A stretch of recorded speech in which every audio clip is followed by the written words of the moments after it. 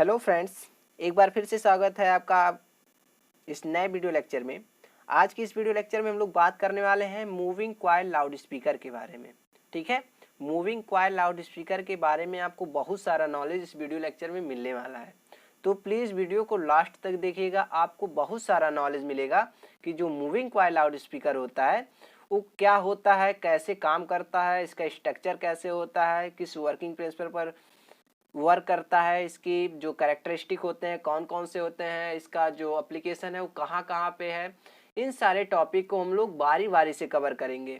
ठीक है, इन सारे टॉपिक को आपको बहुत अच्छे से समझ में आएगा। तो चलिए जानते हैं सबसे पहले कि हम लोग पहले किन किन टॉपिक को हम लोग कवर करेंगे। जो लाउड स्पीकर है, मूविंग कॉइल लाउड स्पीकर है, उसमें कौन कौन सा टॉपिक हम लोग कवर करेंगे। तो जो सबसे पहला टॉपिक होगा वो मूविंग कॉइल लाउड स्पीकर का बेसिक होगा। ठीक है, जो मूविंग कॉइल लाउड स्पीकर है उसका बेसिक नॉलेज हम लोग सबसे पहले समझेंगे। फिर जो सेकंड टॉपिक रहेगा वो इसका स्ट्रक्चर रहेगा। ठीक है, थर्ड जो टॉपिक रहेगा वो फोर्स ऑन मूविंग कॉइल। जो भी हम लोग मूविंग कॉइल का यूज़ कर रहे हैं उस पर कितना फोर्स अप्लाई हो रहा है उसकी हम लोग स्टडी करने वाले हैं। इसके बाद जो टॉपिक है वो है आपका वर्किंग प्रिंसिपल। जो मूविंग कॉइल लाउड स्पीकर है वो कैसे वर्क करता है, कैसे काम करता है, इसको हम लोग समझेंगे। ठीक है, इसकी डायरेक्टिविटी देखेंगे। ठीक है, इसके कैरेक्टरिस्टिक देखेंगे। कई सारे जो लाउड स्पीकर हैं उनके अलग अलग कैरेक्टरिस्टिक होते हैं, तो उनके कैरेक्टरिस्टिक को भी हम लोग स्टडी करने वाले हैं। और लास्ट में हम लोग देखेंगे इसका एप्लीकेशन कहाँ कहाँ पे यूज होता है मूविंग कॉइल लाउड स्पीकर। ठीक है, तो इन सारे टॉपिक को हम लोग बारी बारी से कवर करेंगे, तो प्लीज़ वीडियो को लास्ट तक देखिएगा। ठीक है, तो चलिए जानते हैं सबसे पहले इसका बेसिक समझने से पहले हम लोग बता देते हैं कि लाउड स्पीकर एक्चुअली होता क्या है। लाउड स्पीकर की हम लोग बात करें तो एक प्रकार का ट्रांसड्यूसर होता है जो एनर्जी को कन्वर्ट करता है। किस प्रकार की एनर्जी को कन्वर्ट करता है? इलेक्ट्रिकल एनर्जी को साउंड प्रेशर में चेंज करता है। ठीक है, जो लाउड स्पीकर होता है वो इलेक्ट्रिकल एनर्जी को साउंड प्रेशर में चेंज करता है, सिर्फ लाउड स्पीकर। अब हम लोग बात करेंगे मूविंग कॉइल लाउड स्पीकर का बेसिक नॉलेज। ठीक है, तो इसका जो वर्किंग प्रिंसिपल होता है, जो मूविंग कॉइल लाउड स्पीकर है उसका जो वर्किंग प्रिंसिपल होता है वो किस पे बेस होता है, इसको हम लोग समझते हैं। Interaction between magnetic field and current. ठीक है, तो जो भी हम लोग का वर्किंग प्रिंसिपल होगा मूविंग कॉइल लाउड स्पीकर का, उस किस प्रिंसिपल पर वर्क करेगा? मैग्नेटिक फील्ड और करंट के बीच का जो इंटरेक्शन होगा इनके प्रिंसिपल पर वर्क करेगा। ठीक है, इसके बाद A coil placed in uniform magnetic field and current passes through it। ठीक है, एक इसमें जो क्वाइल होगा उसमें क्या होगा, उसको मैग्नेटिक फील्ड के बीच में हम लोग रख देंगे। एक मैग्नेटिक फील्ड, एक मैग्नेट होगा। ठीक है, उसका एक यूनिफॉर्म मैग्नेटिक फील्ड होगा, उसके बीच में हम लोग क्वाइल को रख देंगे और इस क्वाइल में हम लोग करंट फ्लो करवाएंगे। ठीक है, इलेक्ट्रिकल एनर्जी हम लोग अप्लाई करेंगे। उस वही कहने का मतलब है कि करंट उसमें फ्लो करवाएंगे, तो उसमें एक फोर्स जनरेट होगा। ठीक है, तो उस फोर्स के बारे में हम लोग स्टडी करेंगे आगे अभी आने वाले समय में। ठीक है, तो इस फिगर से थोड़ा सा हम लोग समझते हैं कैसे। मान लेते हैं ए वाला जो है आपका क्वाइल है। ठीक है, यहाँ पे क्वाइल है, इस क्वाइल में हम लोग क्या अप्लाई कर रहे हैं? इलेक्ट्रिकल सिग्नल, कोई करंट अप्लाई कर रहे हैं। ठीक है, यहाँ से तो जो करंट अप्लाई करेंगे तो इसमें कुछ जो फोर्स होगा उसका डायरेक्शन कुछ इस फॉर्म में होगा और कुछ इस फॉर्म में होगा। ठीक है, तो अलग अलग जो मैग्नेटिक फील्ड है वहाँ पे जनरेट होगा, तो मैग्नेटिक फील्ड के कारण से वहाँ पे जो फोर्स होगा वो भी इसकी भी एक डायरेक्शन होगी। ठीक है, जो मैग्नेटिक फील्ड यहाँ पे जनरेट हो रहा है उसका भी कुछ डायरेक्शन होगा और जो यहाँ पे फोर्स जनरेट होगा उसका भी कुछ डायरेक्शन होगा। ठीक है, अभी हम लोग समझते हैं कितना फोर्स जनरेट होता है। आगे हम लोग समझते हैं generated force is proportional to the current. जो क्वाइल में हम लोग करंट फ्लो करवा रहे हैं उसके प्रोपोर्शनल होता है जो फोर्स जनरेट हो रहा है। ठीक है, and hence causes vibrating motion in the coil. और जैसे हम लोग जो क्वाइल है उसमें करंट फ्लो कराएंगे तो जो क्वाइल है उसमें वाइब्रेशन जनरेट होगा। ठीक है, वो जो क्वाइल है वो वाइब्रेट करेगा। ऐसे वाइब्रेट करने से क्या होगा? Which makes conical diaphragm to vibrate resulting in the sound wave. और जो क्वाइल है उसके सीधे सीधे कनेक्ट होता है कोन। ठीक है, एक कोनिकल शेप में होता है कोन, डायफ्राम होता है। तो डायफ्राम जो होता है वो जैसे ही कॉइल मूव करता है या वाइब्रेट करता है तो जो कोन लगा हुआ है, जो डायफ्राम लगा हुआ है वो भी मूव करता है और हम लोग को आउटपुट पर जो होता है वो साउंड प्रेशर मिल जाता है, उसको हम लोग आउटपुट एज ए आउटपुट ले लेते हैं। ठीक है, तो ये होता है आपका basic moving coil loud speaker का। अब हम लोग समझने वाले हैं इसका स्ट्रक्चर, इसका जो फिगर है, जो इसका स्ट्रक्चर है, इसका संरचना है वो कैसे होता है। तो आप इस फिगर में देख सकते हैं, आपका ये मैग्नेटिक फील्ड है, ठीक है, ये आपका यूनिफॉर्म मैग्नेटिक फील्ड है, ठीक है। और इसमें ये जो दिखाई दे रहा है आपका कॉइल है, मूविंग कॉइल है। मूविंग कॉइल मतलब वो घूमने वाला कॉइल है।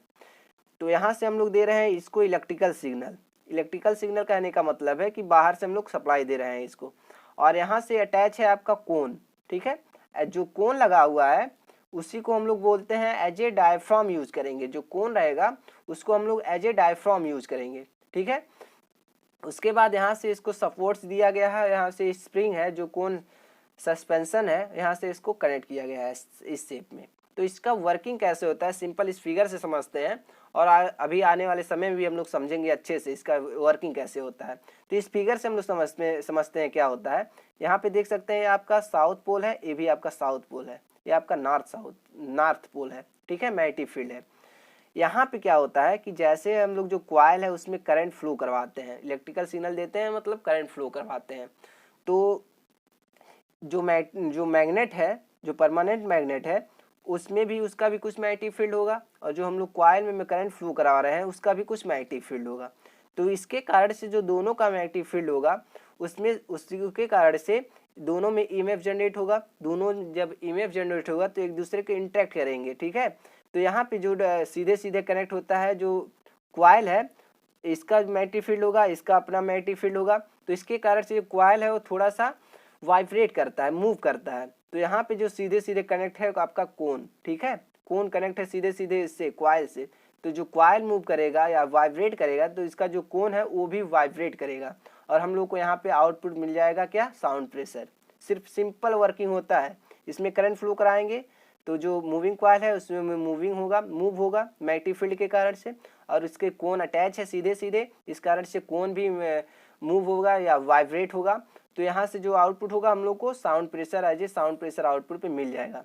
तो जो मूविंग कॉइल लाउड स्पीकर होता है क्या हो रहा है, यहाँ पे इलेक्ट्रिकल सिग्नल हम लोग दे रहे हैं एज ए करंट, और यहाँ पे हम लोग को साउंड प्रेशर आउटपुट पे मिल रहा है, ठीक है। तो ये होता है इसका वर्किंग। सिंपल समझे हम लोग इसका वर्किंग कैसे होता है। इसका स्ट्रक्चर इस फॉर्म में होता है।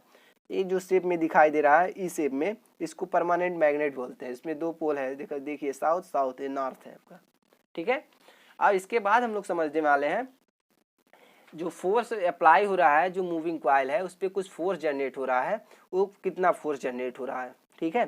तो force on coil due to interaction current and magnetic field is given by, जो हम लोग करंट फ्लो करवा रहे हैं जो कॉइल है, और उसमें जो मैग्नेटिक फील्ड जनरेट हो रहा है, इनके कारण, इनके इंटरेक्शन के कारण से कुछ फोर्स जनरेट हो रहा है। तो कौन सा फोर्स, कितना फोर्स जनरेट हो रहा है, तो F equal to IBL sine theta, इतना जनरेट हो रहा है फोर्स, ठीक है। तो यहाँ पे I क्या है, एक करंट है, जो कॉइल में हम लोग करंट फ्लो करवा रहे हैं वो करंट है। B क्या है, मैग्नेटिक फील्ड है, जो मैग्नेटिक फील्ड है वहाँ पे जनरेट हो रहा है मैग्नेटिक फील्ड है। और L क्या है, लेंथ ऑफ कॉइल, जो कॉइल की लेंथ है वो कितना है, वो रिप्रेजेंट कर रहा है L।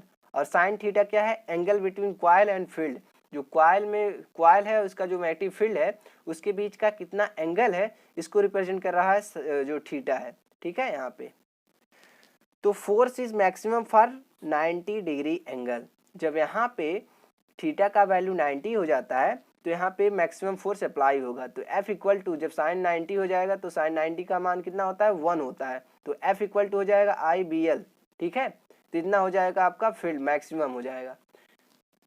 इसके बाद से क्या होगा, तो इतना हो गया आपका मूविंग कॉइल, जो लाउड स्पीकर है, जो मूविंग कॉइल हम लोग यूज़ कर रहे हैं उस पर फोर्स इतना फोर्स यहाँ पे जनरेट हो रहा है। इसके बाद हम लोग समझने वाले हैं इसका वर्किंग हमने जो स्ट्रक्चर से समझा दिया, बहुत ही इजी है इसका वर्किंग, वही सेम लिखा हुआ है, उसको हम लोग समझा देते हैं आपको, ठीक है। करंट फ्लो थ्रू कॉइल, जो कॉइल हम लोग यूज कर रहे हैं उसमें करंट फ्लो करवा रहे हैं, और force act on the coil and moves to and fro, paper cone attach to coil also moves, causes compression and refraction cycle in air. कहने का सिंपल मतलब है कि जो हम लोग कॉइल यूज कर रहे हैं उसमें करंट फ्लो करवाएंगे तो उसमें मैग्नेटिक फील्ड जनरेट होगा, और परमानेंट मैग्नेट हम लोग यूज कर रहे हैं उसका भी कुछ मैग्नेटिक फील्ड होगा। इन दोनों के मैग्नेटिक फील्ड से कुछ रिफ्रैक्शन होगा, ठीक है, इन दोनों का जो मैग्नेटिक फील्ड होगा एक दूसरे से रिफ्रैक्शन होगा, इसमें फोर्स जनरेट होगा जो कॉइल है, और कॉइल जो है वाइब्रेट करेगा या मूव करेगा, तो उससे जो कोन अटैच है वो भी मूव करेगा और आउटपुट पे हम लोग को साउंड प्रेशर मिल जाएगा, ठीक है। इतना तो हो गया इसका वर्किंग, बहुत ही ईजी है। इसके बाद क्या होता है, टू ट्रांसफार्मेशन होता है।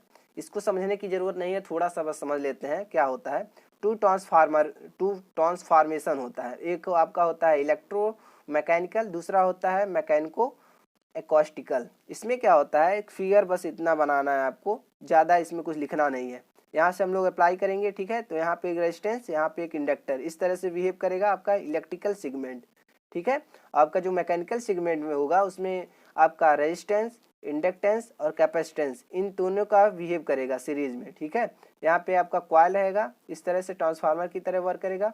ये आपका एकॉस्टिकल सेगमेंट होगा, ठीक है, ये वाला। It is also called direct radiating type loud speaker. जो मूविंग कॉइल माइक्रोफोन होता है उसको डायरेक्ट रेडिएटिंग लाउड स्पीकर कहते हैं। क्यों कहा जाता है, क्योंकि जो भी हम लोग को आउटपुट पे साउंड मिलेगा वो सीधे सीधे एयर में रेडिएट होगा, सीधे सीधे लिसनर के पास मिलेगा, इसलिए इसको बोलते हैं direct radiating type loud speaker, ठीक है। अभी यहाँ पे समझ लेते हैं। The whole paper in cone type loud speaker acts as a diaphragm and causes pressure variation direct in the listener. तो इसमें सीधा सीधा लिखा हुआ है कि जो भी हम लोग मूविंग कॉइल माइक्रोफोन यूज़ कर रहे हैं, इसका जो आउटपुट हम लोग को मिल रहा है साउंड प्रेशर, इसमें क्या होता है कि जो सीधे सीधे इसमें रेडिएट होता है लिसनर के पास साउंड, ठीक है। इसमें एयर में सीधे सीधे रेडिएट होता है, इसलिए इसको बोलते हैं direct radiating type loud speaker. इस फिगर से हम लोग समझते हैं, मान लेते हैं आपका एक कोन है, ठीक है, पेपर कोन है। तो यहाँ से हम लोग दे रहे हैं इसको इलेक्ट्रिकल सिग्नल मान लेते हैं, और यहाँ पे लगा हुआ है कॉइल। जब कॉइल हम लोग मूव कराएंगे, जो इसमें मैग्नेटिक फील्ड होगा, जो कॉइल मूव करेगा तो जो पेपर कोन, जो कोन लगा हुआ है वो भी मूव करेगा, तो आउटपुट को हम लोग को जो साउंड होगा, जो साउंड प्रेशर होगा वो मिल जाएगा, ठीक है। इसके बाद हम लोग समझने वाले हैं जो लाउड स्पीकर है, मूविंग कॉइल लाउड स्पीकर है, उसके कैरेक्टरिस्टिक को हम लोग समझने वाले हैं, ठीक है। तो इसका जो कैरेक्टरिस्टिक, फर्स्ट कैरेक्टरिस्टिक होगा इसकी इफिशिएंसी होगा, इसकी दक्षता होगा। तो अगर सिंपल हम लोग बात करें इफिशिएंसी के बारे में, तो आउटपुट और इनपुट का रेशियो होता है, ठीक है। इफिशिएंसी क्या होता है, आउटपुट और इनपुट का रेशियो होता है। तो अगर हम लोग बात कर रहे हैं मूविंग कॉइल लाउड स्पीकर का, तो इसकी जो इफिशिएंसी होता है वो लो होता है, लेस होता है, ठीक है। इसके बाद हम लोग समझेंगे जब हॉर्न टाइप लाउड स्पीकर, तो उसमें हम लोग देखेंगे कि जो इसकी इफिशिएंसी होगी वो हाई हो जाएगी, जो हॉर्न टाइप लाउड स्पीकर होगा। लेकिन हम लोग अभी बात कर रहे हैं मूविंग कॉइल लाउड स्पीकर का, तो इसकी जो इफिशिएंसी होती है वो लो होती है, इसकी जो इफिशिएंसी होती है लेस होती है, ठीक है। इसमें जो डिस्टॉर्शन होता है वो 10% होता है, ठीक है। जो मूविंग कॉइल माइक्रोफोन, जो मूविंग कॉइल लाउड स्पीकर है, उसका जो डिस्टॉर्शन होता है 10% होता है। और इसकी हम लोग बात करें इम्पीडेंस का, तो इसमें जो इम्पीडेंस, इसका इम्पीडेंस होगा वो 2 ओम से 32 के बीच होगा, ठीक है। 2 ओम से 32 ओम के बीच में होगा इसका इम्पीडेंस, ठीक है। अगला जिसका कैरेक्टरिस्टिक है वो SNR है, सिग्नल टू नॉइज रेशियो। तो इसका जो सिग्नल टू नॉइज रेशियो होता है वो बेटर होता है, लगभग कितना होता है 30 dB होता है। लेकिन जब हम लोग हॉर्न टाइप लाउड स्पीकर पढ़ेंगे तो उसमें देखेंगे जो SNR होता है वो 40 dB के पार होता है, 40 dB से एबव होता है, ठीक है। लेकिन जो मूविंग कॉइल माइक्रोफोन होता है उसका जो SNR होता है, सिग्नल टू नॉइज रेशियो होता है, वो 30 dB होता है, मतलब बेटर भी मान सकते हैं कि बेटर ही होता है। इसके बाद जो कैरेक्टरिस्टिक है वो पावर हैंडलिंग है। पावर हैंडलिंग कैपेसिटी कितना होता है, तो 3 मिली वाट टू 25 वाट इतना होता है, ठीक है। इसका जो पावर हैंडलिंग कैपेसिटी होता है वो कुछ मिली वाट से 25 वाट तक होता है इसका पावर हैंडलिंग, ठीक है, मूविंग कॉइल माइक्रोफोन का। इसके बाद जो है इसकी डायरेक्टिविटी है। इसकी जो डायरेक्टिविटी होती है ओमनी डायरेक्शनल लेस होती है, मतलब ओमनी डायरेक्शनल मतलब सब दिशा में अच्छे से सुनाई दे, इसको बोलते हैं ओमनी डायरेक्शनल। सारे दिशाओं में इसकी जो सेंसिटिविटी हो समान हो, लेकिन देखने को मिलेगा ओमनी डायरेक्शनल लेकिन लेस मिलेगा, ठीक है। और इसका जो फ्रीक्वेंसी रिस्पॉन्स होता है वो अलग अलग स्टेप में इसका फ्रीक्वेंसी रिस्पॉन्स होता है। जैसे बूफर के लिए आपका अलग होता है, ट्विटर के लिए अलग होता है। अगर हम लोग एक टैपिकली फ्रीक्वेंसी रेंज की बात करें तो 200 हर्ट्ज टू 5 किलो हर्ट्ज के बीच होता है मूविंग कॉइल लाउड स्पीकर का जो फ्रीक्वेंसी रिस्पॉन्स होता है। ठीक है, एक हम लोग अगर मान के चलें, नियर अबाउट मान के चलें तो 200 हर्ट्ज से 5 किलो हर्ट्ज के बीच में होता है इसका फ्रीक्वेंसी रिस्पॉन्स। इसको अलग अलग हम लोग डिवाइड कर देते हैं। बूफर के लिए इसका अलग होता है फ्रीक्वेंसी रिस्पॉन्स और ट्विटर के लिए अलग इसका फ्रीक्वेंसी रिस्पॉन्स होता है। तो आने वाले वीडियो लेक्चर में हम लोग जब समझेंगे मल्टी वे स्पीकर सिस्टम, तो उसमें देखेंगे कई सारे हम लोग एक ही जो लाउड स्पीकर है उसके स्थान पे कई सारे हम लोग लाउड स्पीकर का यूज़ करेंगे, जैसे बूफर का, ट्विटर का, स्क्वैकर का।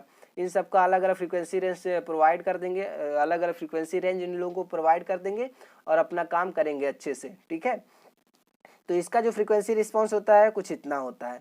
अब हम लोग समझने वाले हैं इसका एप्लीकेशन कहाँ कहाँ पे यूज होता है मूविंग कॉइल लाउड स्पीकर। ठीक है, मूविंग कॉइल लाउड स्पीकर कहाँ कहाँ यूज होता है। तो फर्स्ट आपका ब्रॉडकास्ट स्टूडियो में, जहाँ पे ब्रॉडकास्टिंग होता है, ब्रॉडकास्ट स्टूडियो होता है, वहाँ पे इसका यूज होता है।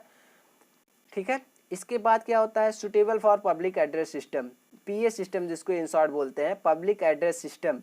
तो इसके लिए भी हम लोग यूज़ करते हैं मूविंग कॉइल माइक्रोफोन, जैसे स्टेडियम हुआ, रेलवे स्टेशन हुआ, इन सब के जगह भी हम लोग यूज़ करते हैं मूविंग कॉइल लाउड स्पीकर का। ठीक है, तो आई होप यह वीडियो लेक्चर आपको अच्छे से समझ में आया होगा। तो वीडियो समझ में आया होगा तो वीडियो को लाइक कीजिएगा, चैनल पर नए होंगे तो चैनल को सब्सक्राइब कर लीजिएगा। और हाँ, बहुत सारे लोगों का कमेंट आ रहा था कि सर आप वीडियो जल्दी जल्दी डालिए, तो थोड़ा सा हमको काम पड़ गया था इसलिए जल्दी जल्दी वीडियो नहीं आ पा रहा था। लेकिन अब हम कोशिश करेंगे कि जो वीडियो है कंज्यूमर इलेक्ट्रॉनिक्स का, उसके सारे टॉपिक को, ऑप्टिकल फाइबर के सारे टॉपिक को हम लोग डेली कवर करेंगे। ठीक है, तो मिलते हैं नेक्स्ट वीडियो में, तब तक खुश रहिए, मस्त रहिए, पढ़ते रहिए। जय हिंद।